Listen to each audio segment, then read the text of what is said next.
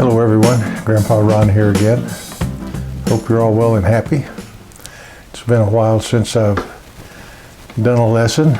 My wife and I both came down with the flu, and we've had pretty bad coughs for a couple of weeks, but I think I can get through this today. If not, I'll just edit out what few coughs there are.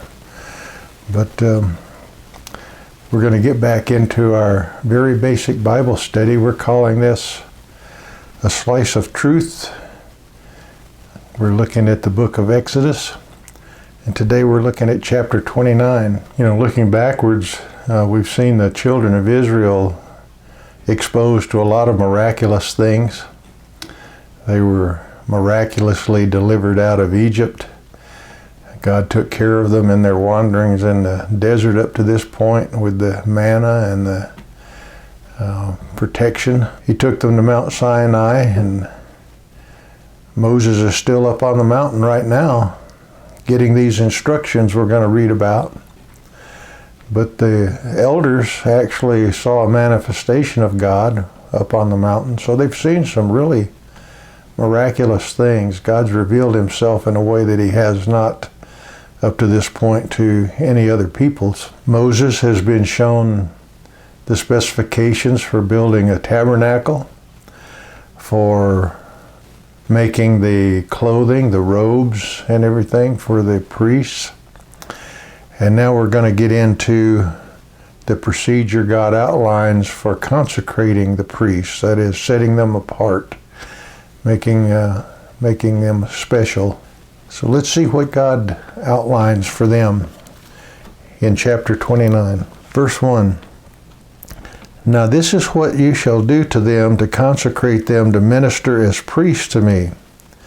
Take 1 young bull and 2 rams without blemish, and unleavened bread and unleavened cakes mixed with oil, and unleavened wafers spread with oil. You shall make them of fine wheat flour. So he's going to have a combination of animal or blood sacrifices and not blood sacrifices. Verse 3. And you shall put them in 1 basket and present them in the basket along with the bull and the 2 rams. Then you shall bring Aaron and his sons to the doorway of the tent of meeting and wash them with water.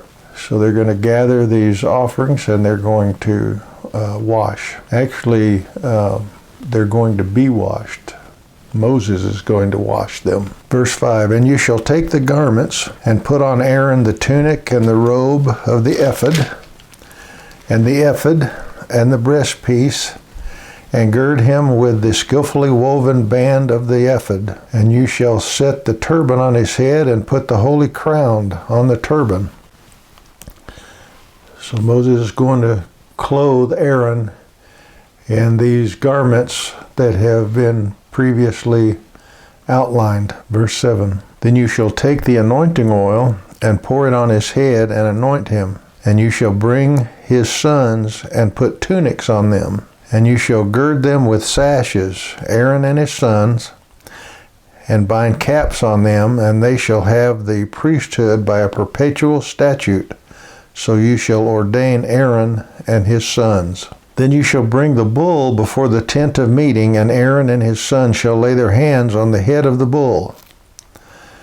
This apparently is an identification. They're putting their sins and uncleanliness on the bull. They're becoming one with the bull, I guess, as you say. Verse 11. And you shall slaughter the bull before the Lord at the doorway of the tent of meeting. And you shall take some of the blood of the bull and put it on the horns of the altar with your finger, and you shall pour out all of the blood at the base of the altar.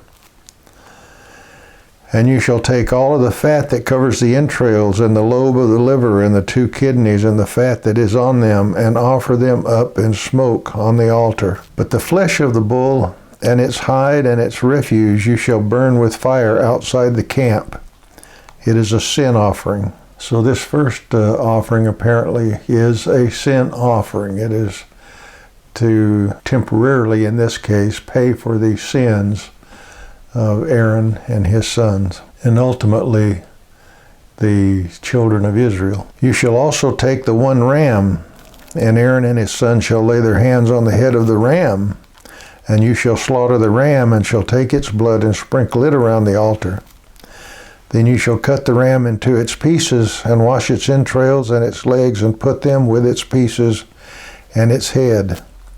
And you shall offer up and smoke the whole ram of the altar. It is a burnt offering to the Lord. It is a soothing aroma, an offering by fire to the Lord. When it talks about a soothing aroma, I've wondered about this a lot. You know, does God actually smell or whatever? This is referenced a lot of times in the Bible, you know, this soothing aroma. But I think my personal feeling is it's the obedience of the priests and the children of Israel that's the soothing aroma. It's as if God is just pleased with the aroma of this obedience and willingness to obey Him and fellowship with Him and do what's required to have fellowship with God. So that's stage 2 of the offering, the bull and then the first ram. Then you shall take the other ram, and Aaron and his sons shall lay their hands on the head of the ram, and you shall slaughter the ram and take some of its blood and put it on the lobe of Aaron's right ear, and the lobes of his sons' right ears, and on the thumbs of their right hands, and on the big toes of their right feet, and sprinkle the rest of the blood around the altar. And I've seen different commentators talk about, what the significance of putting the blood on these different parts. And it doesn't explain it, but it could be a lot of things. I think the consensus is that the blood on the right ear is to enable them to hear God's holy words. The right hand, service, to bless their service to the Lord. The right foot, it talks about going and preaching the word. But in any way, it's to cleanse them and consecrate them for service. I was thinking about this ear, and there are a lot of verses in the Bible that talk about he who has ears, let him hear. Well, if you've got ears, you're going to hear, unless there's a physical defect. But I was thinking about it, and when we would go to the pistol range, we would wear these earmuffs, and they were electronically tuned so that when you fired the pistol, you could hear normal conversation, but the earmuffs would filter out the loud blast of the gun. So you can carry on a normal conversation without hearing that loud boom, boom, boom of the pistol. So you're basically filtering out what you don't want to hear. And I was thinking about that, and as humans, we do the same thing. We hear what we want to hear. We filter out what we don't want to hear. We can especially see that in our kids, They don't want to hear the instructions about their chores, or go take out the garbage, or go do your homework. They don't want to hear that. They don't hear those things.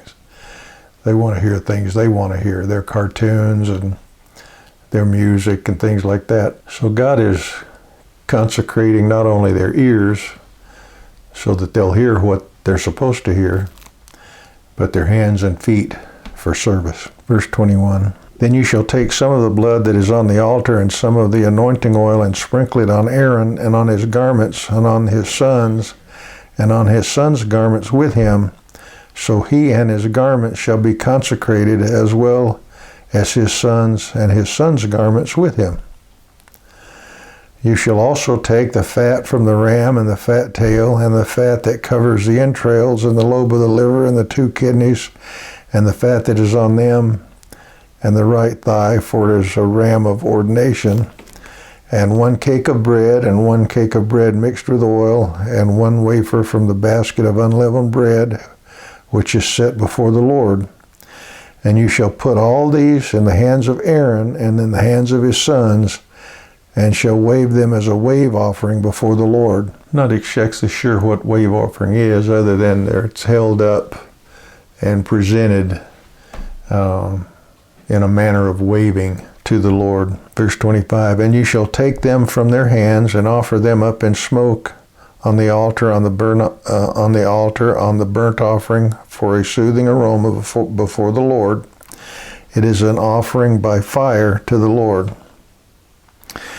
Then you shall take the breast of Aaron's ram of ordination and wave it as a wave offering before the Lord, and it shall be your portion.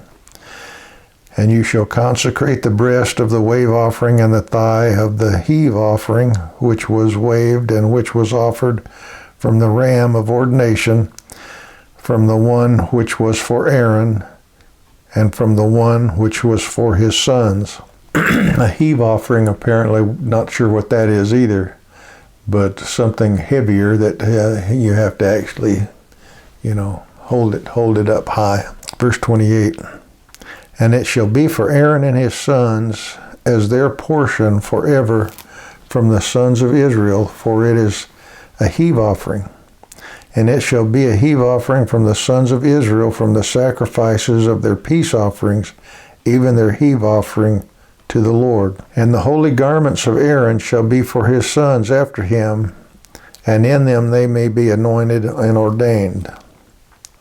For 7 days the one of his sons who is priest in his stead shall put them on when he enters the tent of meeting to minister in the holy place. And you shall take the ram of ordination and boil its flesh in a holy place. And Aaron and his sons shall eat the flesh of the ram and the bread that is in the basket at the doorway of the tent of meeting. Thus they shall eat those things by which atonement was made at their ordination and consecration.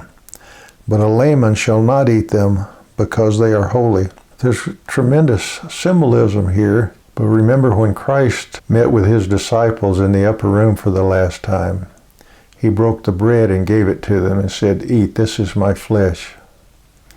He gave them the cup, drink, this is my blood. So this is kind of a symbolic of that. Now they have no clue of this, I don't believe. But looking back, you can see the relevance of what's being done here. In this immediate case, it's temporary. It's got to be done over and over and over and over and over again.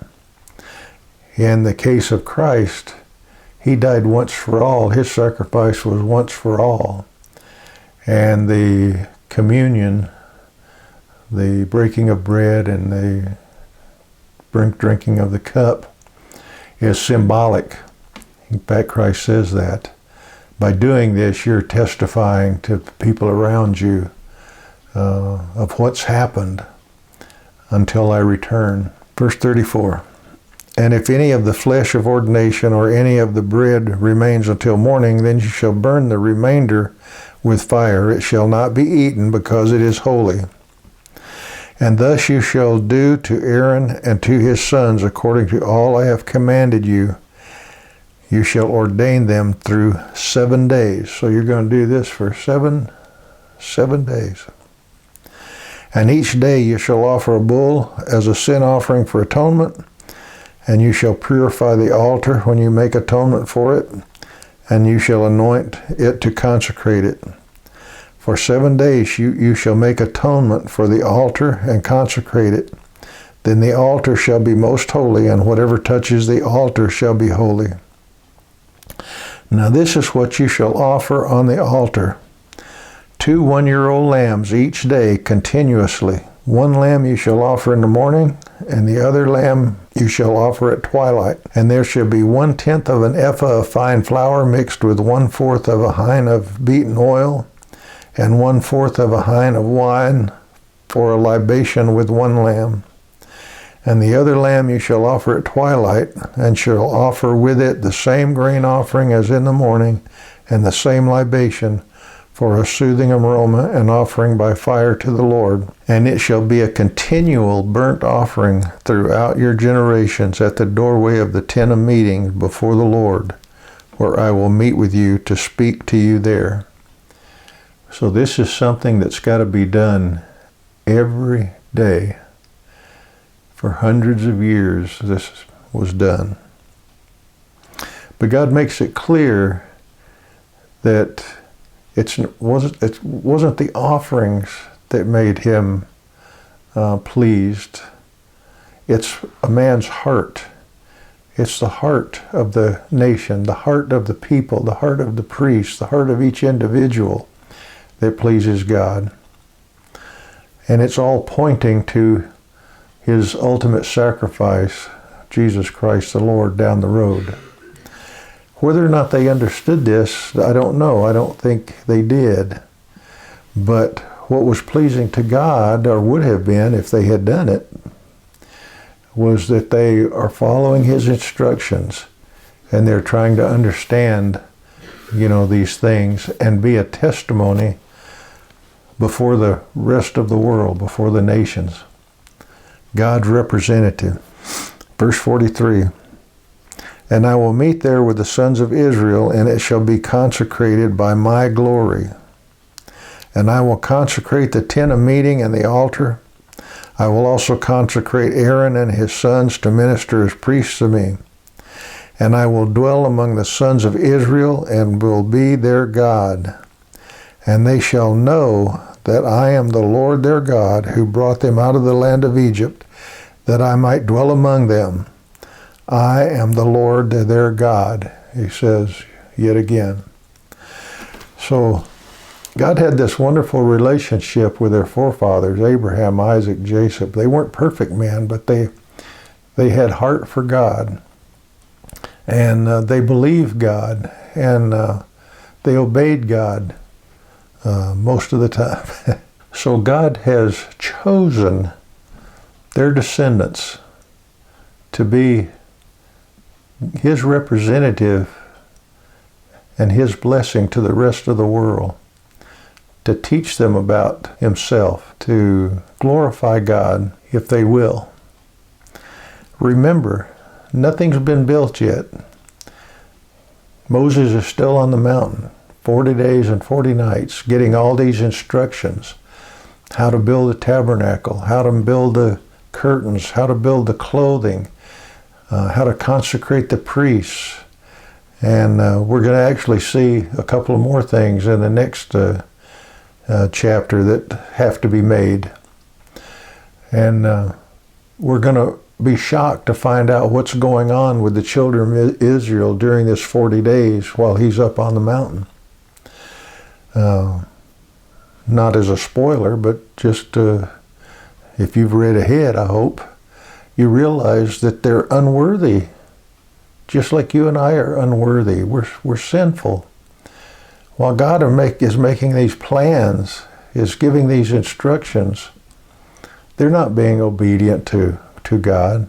They're beginning to doubt him. They're beginning to want their own pleasures and things. And so we're going to read more about that later. But it's not a man's worth that gets him anything. It's God's grace and mercy. And we're going to learn more and more about that as we go along.